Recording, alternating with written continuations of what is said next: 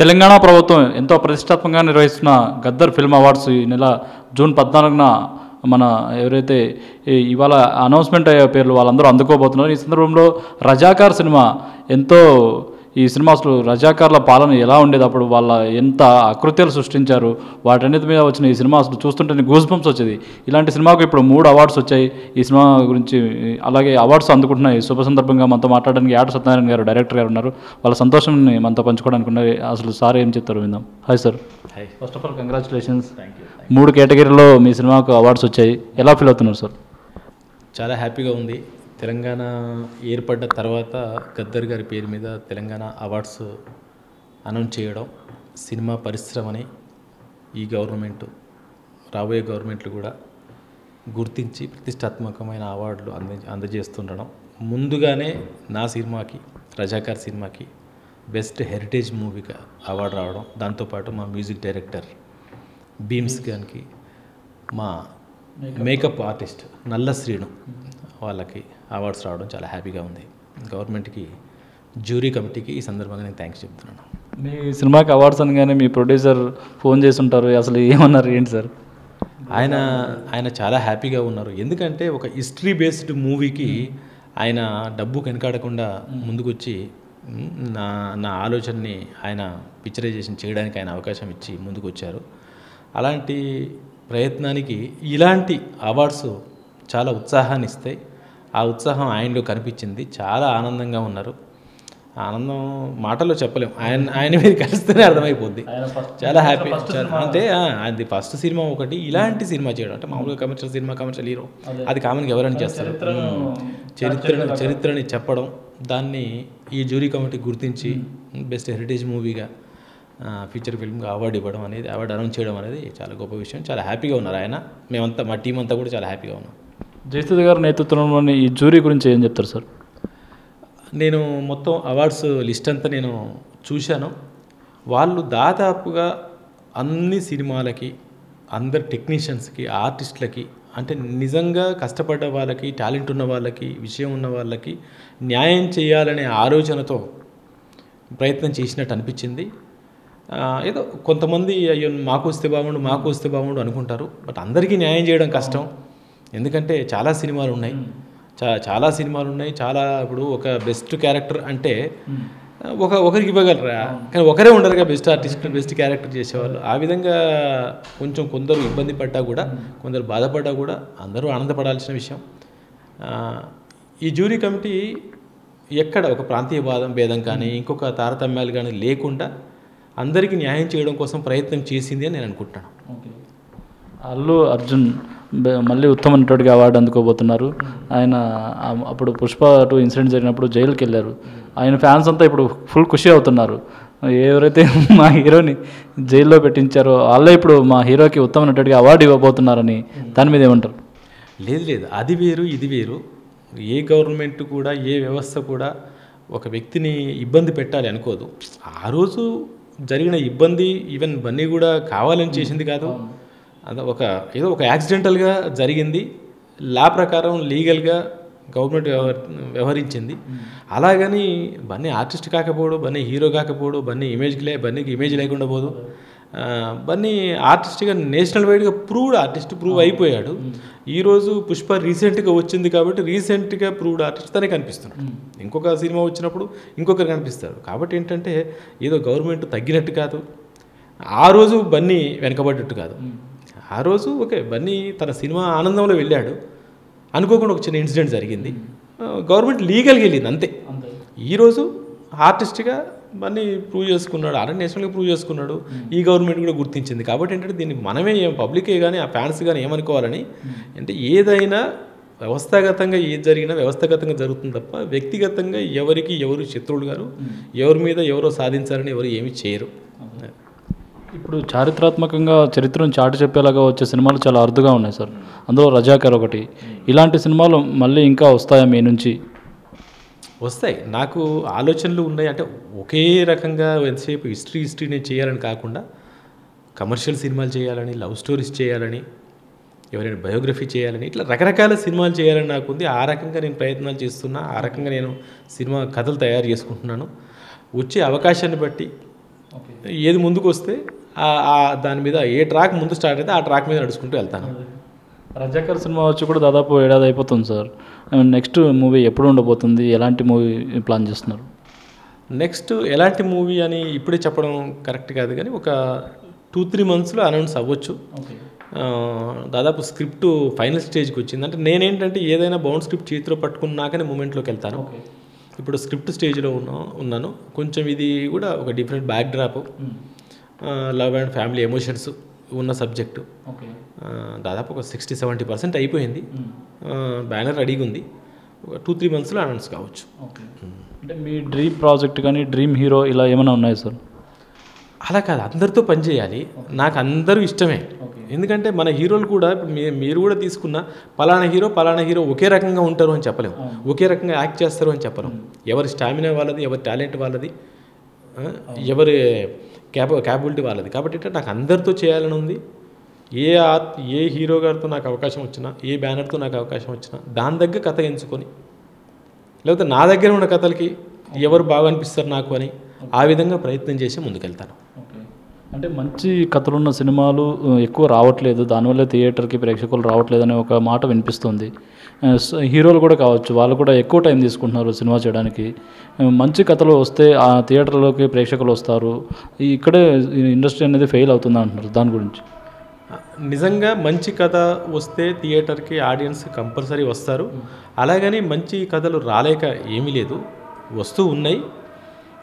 అయితే ఏంటంటే కొన్ని రీచ్ అవుతాయి, కొన్ని రీచ్ అవ్వవు. చాలా మంచి కథలు కూడా వెనకబడ్డ సందర్భాలు చాలా ఉన్నాయి. ఇంకోటి ఏంటంటే ఇప్పుడు ఆడియన్స్కి ఎంటర్టైన్మెంట్ రకరకాలు అయిపోయింది, ఒక సినిమానే కాదు. తర్వాత బాధ్యతలు పెరిగిపోయినాయి. తర్వాత ప్రతి వ్యక్తి కూడా ఒకప్పుడు ఏంటంటే ఒక బ్యాచ్ ఖాళీగా తిరుగుతూ ఉండేది. ఇప్పుడు అలా కాదు, ప్రతి వాళ్ళు కూడా ఒక ఎయిమ్ పెట్టుకున్నారు. ఈ తర్వాత సినిమా చూడడానికి సాధనాలు పెరిగిపోయినాయి. ఓటీటీ అని మన ఇంటికే వస్తుంది. ఇన్ని రకాలుగా ఉన్నాయి కాబట్టి డివైడ్ అయ్యింది.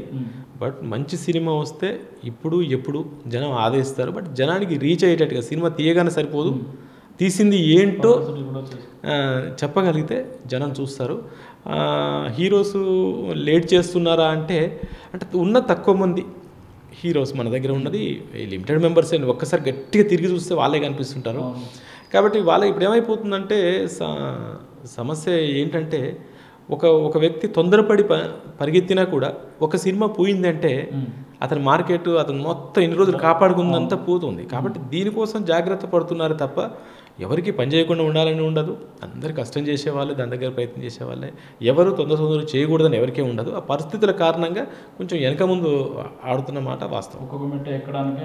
అంతే, ప్రతి ఒక్కరు ఎదగాలనుకుంటారు కాబట్టి ఎదగాలి అనుకున్న క్రమంలో ఆచితూచి అడిగేస్తారు. అప్పుడు ఇంతకుముందుకు ఏంటంటే సినిమా అయితే చూసేవాళ్ళు ఆడియన్స్. ఇప్పుడు మనకు ఆడియన్స్ కూడా మంచి విషయం ఉంటున్న ఎలా వస్తున్నారు. సో హీరో కానీ డైరెక్టర్ కానీ అలాంటి కాన్సెప్ట్ ఎంచుకోవాలని, దాని దగ్గర ప్రొడ్యూసర్స్ ఇది కావాలని, ఈ కాంబినేషన్ కొంచెం ఇబ్బంది అవుతుంది కాబట్టి టైం పడుతుంది. ఏ ఒక్కరి తప్పు కాదు, ఏ ఒక్కరు చేసే అలసత్వం కాదు ఇది. భీమ్స్ మ్యూజిక్ డైరెక్టర్ భీమ్స్ శ్రీవల్లి గారు ఎప్పటి నుంచో ఇండస్ట్రీలో ఉన్నారు, ఎన్నో హిట్ సాంగ్స్ ఇచ్చారు. మీ సినిమాకు ఆయన బెస్ట్ అవార్డు రావడం అసలు రాష్ట్ర ప్రభుత్వం నుంచి రికగ్నైజేషన్ ఎలా ఫీల్ అవుతున్నారు? Bheems super technician. ఎప్పుడైతే ఈ సినిమా ఆడియో మొదటి సాంగ్ చేసింది బతుకమ్మ సాంగ్, భారతి ఉయ్యాలో. ఆ సాంగ్ వచ్చినప్పుడే అవుట్పుట్ చూడగానే భీమ్స్కి చెప్పేసా, భీమ్స్ ఈ సినిమాతో నువ్వు కొట్టబోతున్నావు చూడు అనే పదం వాడాను. అలాగే భీమ్స్ కూడా ఎక్కడ రాజీ పడకుండా దానికోసం కష్టపడ్డాడు. ఎందుకంటే ఒక మ్యూజిక్ డైరెక్టర్కి, ఒక టెక్నీషియన్కి సినిమాలు రావడం ఒక ఎత్తు, బట్ బాగా చేయడానికి స్కోప్ ఉన్న సినిమా రావడం ఒక ఎత్తు. అలాంటి సినిమా ఇది. దాన్ని భీమ్స్ స్టార్టింగ్లోనే నేను నేరేషన్ ఇలా ఉంటుంది స్టోరీ అని చెప్పి రష్ చూసినప్పుడే అది గుర్తించి దానికి డే అండ్ నైట్ కష్టపడ్డాడు. అంటే ఏ రేంజ్లో కష్టం అంటే ఒకనొక టైంలో నెక్స్ట్ డే నేను కాపీ పంపించాలి, ఆ నైటు రాత్రి 1 గంట అయ్యింది. తనకేదో ఇక్కడ మారిస్తే బాగుంటుంది గురుగారు అన్నారు. పర్లేదు భీమ్స్, ఇప్పుడు నువ్వు ఈ టైంలో ఎవరు ఎట్లా అయింది, కొంచెం దీన్ని అడ్జస్ట్ అవుదామని నేనే అన్నా కూడా నేను అడ్జస్ట్ అవ్వను. ఫస్ట్ నేను వీకు తింటాను, నేను కొంచెం ఆ టైము ఆ పరిస్థితిని బట్టి తగ్గినా కూడా తను లేదు సార్ దీన్ని చేద్దామని అప్పుడు ఒక 2 వాయిస్ సింగర్స్ని పిలిపించాడు. కరెక్ట్గా పిలిపించగానే ఇక్కడ సిస్టమ్ పాడైపోయింది. రాత్రి 1 గంటకి పాడైపోతే దాన్ని అప్పటికప్పుడు మళ్ళీ ఇంకేదో చిన్న స్టూడియోలో నైట్ ఎవరినో నిద్రలేపి బుక్ చేసి ఇతను బండి మీద తీసుకొని అక్కడ తీసుకెళ్ళిపోయి అక్కడ చేయించేసి ఫుల్ నైట్ అలా వర్క్ చేసుకుంటూ రిజల్ట్ రావడం కోసం ప్రయత్నం చేసి అంత బాగా అంటే తన కష్టానికి ఈరోజు సరైన గుర్తింపు వచ్చింది. అందుకనే భీమ్స్ అనే అతను ఈరోజు దాదాపు నెంబర్ 1 రేస్లో పరిగెడుతున్నాడు. ఒక రజాకార్కు బెస్ట్ మ్యూజిక్ డైరెక్టర్ కాకుండా చిరంజీవి గారి సినిమాకి తను మ్యూజిక్ డైరెక్షన్ చేస్తున్నాడు ఈరోజు. అంటే సూపర్. అతని నేను అదే చెప్తున్నాను, టాలెంట్ ఉన్న ప్రతి వ్యక్తికి టైం వస్తుంది. ఒకరోజు ముందు కావచ్చు, ఒకరోజు వెనక కావచ్చు. ఎగ్జాంపుల్ భీమ్స్. అది మీ సినిమాకి సంబంధించి మేకప్ ఆర్టిస్ట్ కూడా అవార్డు వచ్చింది. నల్ల సీన్ గురించి అసలు ఈ సినిమాలో ఎలాంటి మేకప్ వాడారు, ఎంత కష్టపడ్డారు సార్ మేకప్ గురించి? ఇక్కడ నల్ల సీను గురించి చెప్పుకుంటే కోఇన్సిడెంట్ అనిపిస్తుంది. నల్ల సీను నేను మనోయజ్ఞం అని ఒక సీరియల్ డైరెక్షన్ చేసినప్పుడు దానికి మేకప్ అది సోషియో ఫ్యాంటసీ, దానికి తను మేకప్ మ్యాన్. దానికి నాకు బెస్ట్ సీరియల్ అవార్డు వచ్చింది, దానికి మేకప్ అవార్డు వచ్చింది. తర్వాత నేను నీలాంబరి అని ఒక మినీ మూవీ చేశాను, దానికి బెస్ట్ డైరెక్టర్ అవార్డు నాకు వచ్చింది, దానికి మేకప్ మ్యాన్ అవార్డు వచ్చింది. అనుకోకుండా సింక్ అవుతున్నాయి. ఇప్పుడు ఈ సినిమాకి కూడా అతనికి బెస్ట్ మేకప్ అవార్డు వచ్చింది. తనకి ఇంతకుముందు కూడా నంది అవార్డ్స్ యమదొంగకు వచ్చింది ఎన్టీఆర్ మూవీకి. తర్వాత ఇంకా దేనికో అతను ప్రభాస్ గారికి పర్సనల్ మేకప్ మ్యాన్ కొన్ని సందర్భాల్లో, అంటే ఎప్పుడు కాదు కొన్ని సందర్భాలను బట్టి. సో తన వర్క్ డే 1 నుంచి నేను ఫస్ట్ డైరెక్టర్ అయిన దగ్గర నుంచి సీరియల్ డైరెక్షన్ దగ్గర నుంచి మినిమం స్టేషన్ దగ్గర నుంచి యాడ్స్ చేసుకున్నా కూడా చూస్తున్నాను. అతను ఆ క్యారెక్టర్ ఒకసారి చెప్తే దాన్ని స్టడీ చేస్తాడు. స్టడీ చేసి ఇంకా మనం ఇలా చేయాలి అని 100 సార్లు చెప్పాల్సిన అవసరం లేదు. ఆ క్యారెక్టర్లోకి వెళ్ళిపోయి ఆ క్యారెక్టర్ని తయారు చేసి సార్ ఎక్కడ కూడా ఆ రోజు నుంచి ఈ రోజు వరకు కూడా అంత డౌన్ టు ఎర్త్ ఉంటుంది. సార్ నచ్చిందా సార్, ఓకేనా సార్, ఇంకేదైనా ఉంటే చెప్పండి సార్, ఇక్కడే ఉంటాడు. సో వర్క్ అంతే. ఆ వర్క్తో ఈరోజు రాజమౌళి గారి సినిమాలకి డే 1 నుంచి అతనే మేకప్ మ్యాన్. సో నా ప్రాజెక్టులకి అంటే మేమిద్దరం సీరియల్స్ కలిసి చేసాం కాబట్టి నా ప్రాజెక్టులకి మొదటి నుంచి అతనే మేకప్ మ్యాన్. ఆ రోజు నుంచి అప్రిషియేషన్స్ అట్నే ఉన్నాయి, మూవీస్ అట్నే ఉన్నాయి, హ్యాపీ బిజీగా ఉన్నాడు.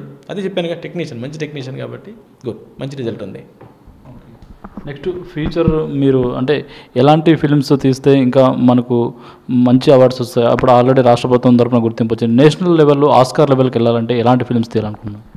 అంటే ఒకటి ఆల్రెడీ ఒకప్పుడు ఆస్కార్ అంటే మనకు అందని ద్రాక్ష.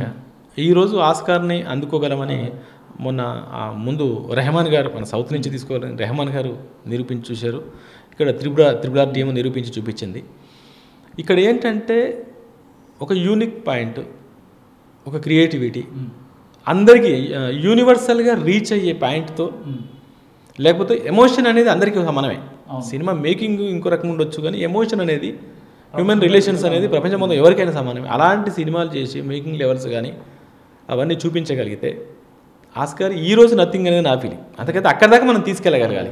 అక్కడి దాకా తీసుకెళ్ళగలిగితే ఈరోజు నథింగ్ తెలుగు నుంచి ఇంకా వస్తాయి. ఎందుకంటే తెలుగులో మంచి కాన్సెప్ట్లు, మంచి డైరెక్టర్లు, మంచి హీరోలు, కష్టపడే అంటే డైరెక్టర్ ఎంత కష్టపెట్టినా కూడా అంత కష్టపడి చేయగలిగిన హీరోలు మన దగ్గర ఉన్నారు. కాబట్టి ఇంకా వస్తాయని ఉంది, నాకు కూడా రావాలని కోరుకుంటున్నాను. సార్ ఇప్పుడు మీ ప్రొడ్యూసర్ చూసుకుంటే బీజేపీలో యాక్టివ్ పర్సన్, ఆయన ఎప్పుడూ కాంగ్రెస్ ప్రభుత్వాన్ని విమర్శిస్తుంటారు. అసలు మీ సినిమాకి 3 అవార్డ్స్ వస్తాయని ఎక్స్పెక్ట్ చేశారా? 3 కాదు 30 వచ్చే అవకాశం ఉంది సినిమాకి. అయితే ఏంటంటే ఇంతకుముందు చెప్పాను కదా, అందరికీ అన్ని టెక్నీషియన్స్ కానీ ఆర్టిస్టులకు కానీ న్యాయం చేయాలి అనే ఉద్దేశంతో జ్యూరీ ప్రవర్తించింది. కాబట్టి అన్నీ ఒకే సినిమాకి ఇచ్చుకుంటూ కూర్చోదు. కాబట్టి నేను ఇచ్చేసాను. ఇంకోటి ఏంటంటే ప్రొడ్యూసర్ బీజేపీ, అతని అది వ్యక్తిగతం, సినిమాకు సంబంధం లేదు. ఆయన సినిమాని సినిమాలాగా చేశారు, సినిమా హిస్టరీని, రియల్ హిస్టరీని సినిమాలాగా చేశారు తప్ప ఆ గవర్నమెంట్ మీదనో లేకపోతే హిస్టరీని వక్రీకరించో మేము సినిమా చేయలేదు. కాబట్టి ఏంటంటే ప్రొడ్యూసర్ ఏ పార్టీ అనేది ఏం చేస్తాడనేది అది నథింగ్, అది పట్టించుకోవాల్సిన అవసరం లేదు. ఇటు సైడ్ చూస్తే గవర్నమెంట్ కానీ, ఇప్పుడున్న కాంగ్రెస్ గవర్నమెంట్ కానీ, ఈవెన్ జయసుధ గారి ఆధ్వర్యంలో ఉన్న జ్యూరీ టీం కానీ, మురళీమోహన్ గారి ఆధ్వర్యంలో ఉన్న జ్యూరీ కమిటీ కానీ సినిమాని సినిమాలాగా పారదర్శకంగా చూశారు. అది చూడడం వల్ల వాళ్ళు ఇక్కడ కనిపిస్తున్నారు, నాకు ఒక శిఖరం పైన కూర్చున్నట్టే కనిపిస్తున్నారు. ఇది ఎవరో పలానా ప్రొడ్యూసర్ చేశాడు, లేదా పలానా మతమో పలానా కులమో పలానా ఇది అనుకోకుండా ఇది ఒక నేషనల్ స్టోరీ. భారతదేశంలో నైజాం సంస్థానం విలీనం అవ్వడం కోసం జరిగిన పరిణామాల మీద చేసిన సినిమా. అది హిస్టరీలో ఉంది. ఉన్న హిస్టరీని పిక్చరైజ్ చేయడం మామూలు విషయం కాదు. అది వీళ్ళు చేశారు అని పారదర్శకంగా గుర్తించడం అనేది చాలా గొప్ప విషయం. ఇక్కడ పార్టీలు ఇవన్నీ కాదు. అట్లే ఈవెన్ బన్నీ గారి విషయంలో కూడా అతను హీరో, అతను ఆర్టిస్టు. సో ఇక్కడ గవర్నమెంట్ తగ్గడం పెరగడం అని లేదు, ఆర్టిస్ట్ని ఆర్టిస్ట్ లాగా చూశారు. ఆ ఆర్టిస్ట్ని ఈరోజు ఉత్తమ నటుడిగా అవార్డు అనౌన్స్ చేశారు. సో అంత పారదర్శకత ఉండడం అనేది అప్రిషియేట్ చేయాల్సిన విషయం, చాలా గొప్ప విషయం. నిజంగా ఇంత పారదర్శకంగా వ్యవహరించిన ఈ జ్యూరీ కమిటీకి, ఈ గవర్నమెంట్కి ఎన్ని ధన్యవాదాలు చెప్పినా కూడా సినిమా ఇండస్ట్రీ తరపున, నా ఒక్కటి తరపున కాదు, తక్కువే. ఇంకోటి ఏంటంటే ఈ చరిత్రను ఇంత బాగా మీరు తెరపైకి తీసుకొచ్చారు, చాలా కష్టపడ్డారు. బెస్ట్ డెబ్యూటెంట్ డైరెక్టర్గా అవార్డు వస్తుందని నేను ఎక్స్పెక్ట్ చేశారా ఏంటి అసలు? ఎక్స్పెక్ట్ చేశా. యాక్చువల్లీ బెస్ట్ డెబ్యూట్ డైరెక్టర్గా నాకు ఇప్పటికీ 3 ఇంటర్నేషనల్ ఫిలిం ఫెస్టివల్స్లో అవార్డు వచ్చింది. ఇక్కడ కూడా ఎక్స్పెక్ట్ చేశా, రావాలి కూడా. ఎందుకు రావాలి అంటే ఇంత పెద్ద సబ్జెక్ట్ని ఫస్టే టేకప్ చేసి దాన్ని పిక్చరైజేషన్ చేసి మీలాంటి వాళ్ళందరికీ నచ్చేటట్టు, ఎవరు కూడా బాగలేదు, బాగా తీయలేదు, నా పాయింట్ ఆఫ్ వ్యూలో కానీ ఏ పాయింట్ ఆఫ్ వ్యూలో కూడా మైనస్గా మాట్లాడింది లేదు, వస్తుంది అనుకున్నాను. కానీ నేను ఆ లిస్ట్ చూసిన తర్వాత మరి అందరికీ న్యాయం జరగాలి కదా. ఈరోజు నాకు బెస్ట్ హెరిటేజ్ మూవీగా డయాస్ మీదకి ఎక్కి నేను అవార్డు తీసుకోబోతున్నాను. సో నాకు ఆల్రెడీ అప్రిషియేషన్ వచ్చింది, నాకు ఆ రెస్పెక్ట్ దక్కింది. మళ్ళీ నాకే బెస్ట్ డైరెక్టర్గా, బెస్ట్ డెబ్యూట్ డైరెక్టర్గా నాకే ఇంకోటి అనడం అనేది ఏంటంటే మరి స్వార్థం అయిపోద్ది. అది వస్తుంది అనుకున్నా కూడా. కాబట్టి వాళ్ళు ఎలా అయితే డివైడ్ చేశారో అందరికీ న్యాయం చేయాలని, ఆ డివైడ్ చేసిన విధానం నాకు నచ్చింది. వాళ్ళు మనల్ని పారదర్శకంగా చూసినప్పుడు మనం అంతే పారదర్శకంగా ఆలోచించాలిగా. కాబట్టి రాలేదనుకుంటున్నాను తప్ప మిగతా ఏం లేదు. వస్తుందని అనుకున్న మాట వాస్తవం. ఇప్పుడు రాకపోయినా ఇప్పుడు వాళ్ళు చేసిన సమన్వయం మీకు నచ్చింది, సంతృప్తిగా ఉన్నారు? 100% ఉన్నాయి. ఇదేదో ఏమంటారు, ఈ మామూలుగా ఏదో ముఖస్థుతి కోసం చెప్పట్లా. ఎందుకంటే ఎవరికో మరి మామూలు సినిమాకో ఎవరికో వస్తే రికమెండేషన్ మనకు తెలిసిపోతుంది. ఇక్కడ ఏ రికమెండేషన్ లేకుండా వచ్చినాయని నాకు చాలా క్లియర్గా అర్థమవుతుంది. సినిమాలనే చూశారు, ఇక్కడ ప్రాంతాలని కూడా చూడలేదు. సినిమా సినిమా సినిమా సినిమా టెక్నీషియన్స్ని, సినిమా ఆర్టిస్టులని, సినిమా ప్రొడక్షన్ని అర్థం చేసుకున్నారు, పారదర్శకంగా చూశారు. కాబట్టి నాకు బెస్ట్ డెబ్యూట్ డైరెక్టర్ రాకపోయినా నా మిత్రులకి, సహచరులకి వాళ్ళు చేసిన పనికి గుర్తింపు వచ్చిందంటే నాకు వచ్చినట్టే కదా. కాబట్టి దాన్ని నేను హ్యాపీగానే ఫీల్ అవుతున్నా, హ్యాపీగా రిసీవ్ చేసుకుంటున్నాను. Wish all the best sir. మరెన్నో అవార్డులు మీకు రావాలని కోరుకుంటున్నాం. Wish all the best.